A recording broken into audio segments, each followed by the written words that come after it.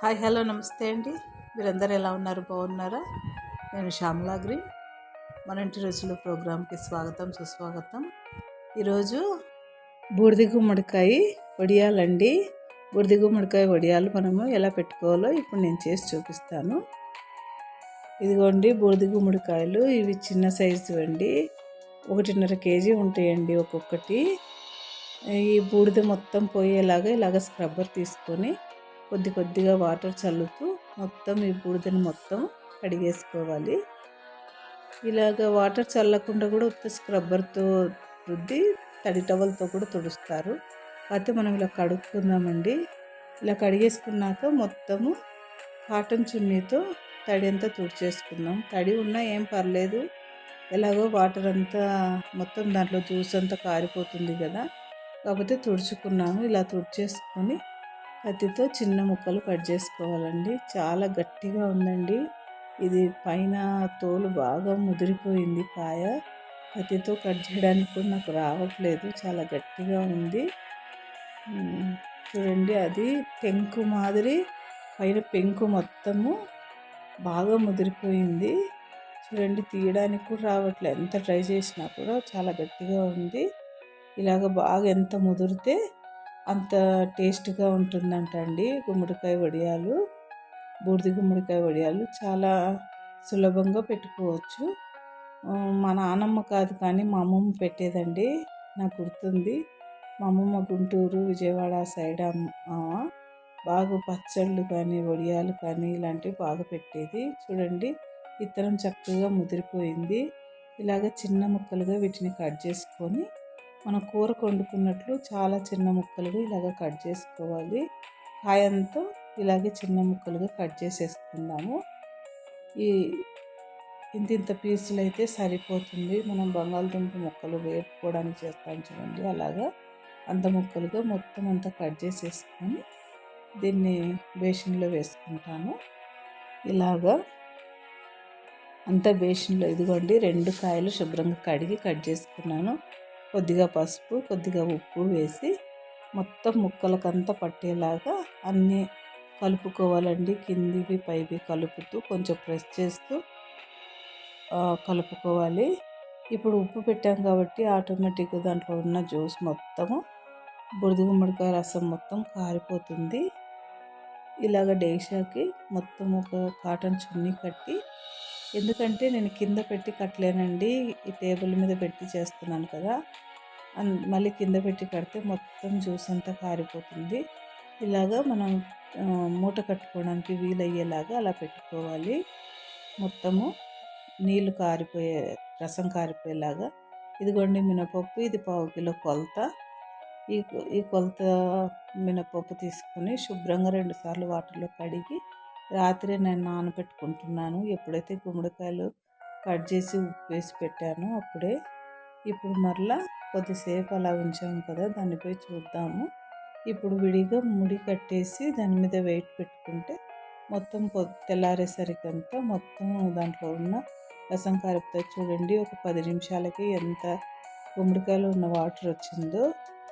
ఉదయంకంతా మొత్తం వాటర్, గుమ్మడికాయలు ఉన్న వాటర్ అంతా పోవాలండి. అప్పుడు మనం మినపప్పు రుబ్బి దాంట్లో కలుపుకోవాలి. వాటర్ ఉంటే లూజ్గా ఉంటుంది, ఆరడానికి టైం పడుతుంది. ఇలాగ మనం కట్టేసి దీని మీద వెయిట్ పెట్టాలి. నేను ఈ అపార్ట్మెంట్లో ఉన్నాను కాబట్టి నా దగ్గర రోల్ అయితే లేదండి, అందరు రోల్ పెడుతున్నారు. చూడండి, గుడ్డలో కట్టి పిండుతుంటే కూడా చక్కగా ఎంత జ్యూస్ వస్తుందో. అందుకు నా దగ్గర రోల్ లేదని మా ఆయన డంబుల్స్ ఎక్సర్సైజ్ చేస్తాడండి, ఆ డంబుల్స్ వెయిట్ పెట్టాను. నైట్ అంతా ఇలాగే వదిలేసాను. ఉదయంకంతా చక్కగా వాటర్ కారడం ఆగిపోయింది. ఇప్పుడు అందులో కావాల్సిన మసాలా, కొంచెం సాల్ట్ వేసి, 1 స్పూన్ జీలకర్ర వేసుకున్నాను. ఒక 10-12 వరకు పచ్చిమిర్చి వేసుకున్నాను. ఇలా వేసి మొత్తం మిక్సీ చేసి పెట్టుకోవాలి దీన్ని. ఇంకా ఈ మినపప్పు మొత్తం నానిపోయింది కదండి, బాగా మెత్తగా నానింది. ఇప్పుడు గ్రైండర్లో వేసి మినపప్పును మొత్తము రుబ్బుకుంటున్నాను. ఈ మినపప్పు అయితే బాగా మెత్తగా రుబ్బుకోవాలండి, ఎందుకంటే ఈ చూడండి వాటర్ జ్యూస్ కారడం ఆరిపోయింది. ఇప్పుడు కాయల్ని మొత్తం తీసేసుకుంటున్నాను. ఈ కాయలు ఇలాగే ఎండబెట్టుకోలేము కాబట్టి దీనికి బైండింగ్ కోసమే మినపప్పుని మనము ఇందులో వేసుకుంటున్నాము. పావు కిలో మినపప్పు ఇప్పుడు పట్టదండి నాకు, తక్కువగా అయిపోయింది కదా. పచ్చిమిర్చి ముద్దని వేసుకుంటున్నాను, మొత్తం అంతా కలిపేసుకొని. ఇప్పుడు ఇందులోకి మినపప్పు కూడా అంతా వేసుకోవట్లేదు, కొంచెంగానే వేసుకుంటున్నాను. చూడండి, బేషన్ నిండా ఉన్న ముక్కలు వాటర్ పోయేసరికి సుమారుగా నాకు 3.5 లీటర్ వరకు వాటర్ పోయి ఉంటుందండి. ఈ ముక్కలకి సరిపడా వరకు పప్పు తీసుకుంటాను. ఇది మిక్సీ చేసిన మినప్పప్పు ఇది కలుపుకొని మిగతాది నేను వడ వేసుకుంటానండి. చూడండి, చక్కగా దీనికి సరిపడా వరకు ఇలా చేసుకున్నాను. డాబా పైకి వచ్చేసి నేను టేబుల్ పైన ప్లాస్టిక్ కవర్ పరిచి దాన్ని తడిగుడ్డతో మొత్తం తుడిచేసుకున్నాను. ఇప్పుడు కొద్దిగా చిన్న బాల్స్ లాగా తయారు చేసుకొని ఈ బూడిద గుమ్మడికాయ వడియాలు ఇలా పెట్టుకోవాలండి. ఇలా చిన్న బాల్స్ లాగా చేసుకొని ఇలా పెట్టేసుకోవాలి. ఇంతైతే సరిపోతుందండి. ఇలాగే ఆరిపోతాయి వడలులాగా. ఇలాగా ఈ చిన్న సైజు వడలంత పరిమాణంలో మనం అరచేతిలో బాల్ ఎంత తిరుగుతుందో అంతవరకు మనం వడియాలను పెట్టుకోవాలి. చాలా టేస్టీగా ఉంటాయండి.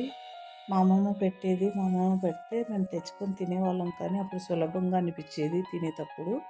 కానీ ఇప్పుడు చేసుకోవాలంటే చాలా పని ఉందండి, గుమ్మడికాయ వడియాలు చేసుకోవాలంటే. కాకపోతే ఎవరు డిస్టర్బెన్స్ లేకుంటే బాగా ఈజీగానే చేసుకోవచ్చు. ఇంకా సతాయిచ్చే పిల్లలు కానీ భర్త కానీ ఉంటే ఇంకా ఏవి పెట్టుకోలేము, ఏం చేసుకోలేమండి. అందుకే నేను మా ఇంట్లో కూడా కొంచెం నాకు ఆ పని ఈ పని చెప్తూనే ఉంటారు. అందుకని అందరూ పడుకున్నాక రాత్రి నేను గుమ్మడికాయ కోసి పెట్టుకున్నాను. ఇంకా ఉదయం అయ్యేసరికి పప్పు వేసుకొని టిఫిన్ చేసి వాళ్ళకి ఇచ్చేసి గబగబా డాబా పైకి వచ్చేసి 10ంటికి అంతా నేను వడియాలు పెట్టేసుకున్నాను. అన్నీ మొత్తం వడియాలు ఇవన్నీ వచ్చినాయండి. ఇప్పుడు 5 అంతస్తుల బిల్డింగ్ అయినా కూడా ఇది మొత్తం డస్ట్ పడుతుందండి. అందుకని పల్సటి చున్నీలాగా గ్లాసులు పెట్టుకొని ఎత్తుగా చున్నీకి తగలకుండా ఇలాగ పెట్టి మొత్తం క్లిప్స్ పెట్టి వదిలేస్తాను. నేను 2 డేస్ 3 డేస్ అయినా ఇలా వదిలేస్తాను. నాకు ఇంక ఈ టేబుల్తో కానీ ఈ గ్లాసులతో కానీ చున్నీతో కానీ పని లేదు. ఎండైతే బాగా చక్కగా వస్తుంది. రోజంతా నేను కాపలా ఉండలేను కాబట్టి ఇలా పెట్టేసుకున్నాను. 3వ రోజుకి చక్కగా 2 రోజులకే చక్కగా ఆరిపోయినాయి. ఇంకా 3వ రోజు దీనిలో తిరగేసుకొని కూడా తిరగేసుకోలేదు, బాగా ఆరిపోయినాయండి. తీసుకొచ్చి కొంచెం ఆయిల్ మీడియం ఫ్లేమ్లో పెట్టుకొని చక్కగా చూడండి ఎంత చక్కగా వేగిపోతున్నాయో. మంచి గోల్డెన్ బ్రౌన్ కలర్ వస్తున్నాయి వేగుతుంటే. స్మెల్ కూడా బాగుంది, టేస్ట్ కూడా చాలా బాగుంటాయండి. ఎంతో సులభంగా మనము బూడిద గుమ్మడికాయ వడియాలు పెట్టుకోవచ్చు. ఈ వీడియో మీకు నచ్చినట్లయితే లైక్ చేయండి, షేర్ చేయండి, సబ్స్క్రైబ్ చేసుకోవడం మర్చిపోకండి. బెల్ ఐకాన్ కొట్టండి. ఇలాంటి మరెన్నో ఇంట్రెస్టింగ్ వీడియోల కోసం నా ఛానల్ని మీరు సబ్స్క్రైబ్ చేసుకోండి. మీ కామెంట్స్ నన్ను ఎంతో ఎంకరేజ్ చేస్తున్నాయి. ఖచ్చితంగా కామెంట్ చేయండి, నాతో మాట్లాడండి. చూడండి, ఎంతో టేస్టీ బూడిద గుమ్మడికాయ వడియాలు మనం 3 డేస్ లోపు చక్కగా మనం వేపుకొని కూడా తినేస్తున్నాము. చాలా టేస్ట్గా ఉంటాయి. ఖచ్చితంగా ప్రతి ఒక్కరము ఇంట్లో చేసుకుందాము.